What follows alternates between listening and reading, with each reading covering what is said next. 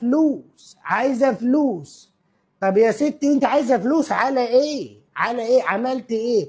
راحت عملت اعلانات تاني، والله ما رضيت اتكلم وتخليها تذوق الحلال، مع ان النيه مفيش نيه.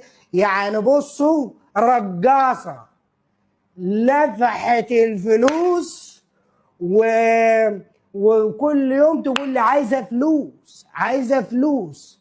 طب يا ستي انت عايزه فلوس على ايه؟ على ايه؟ عملت ايه؟ راحت عملت اعلانات تاني، والله ما رضيت اتكلم وتخليها تذوق الحلال. صباح الخير.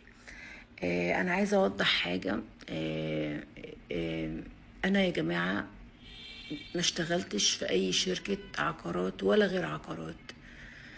حكاية إن أنا اشتغلت في شركة عقارات اللي هي بتاعة المطعم يعني ب50,000 جنيه في الشهر مرتب، الكلام ده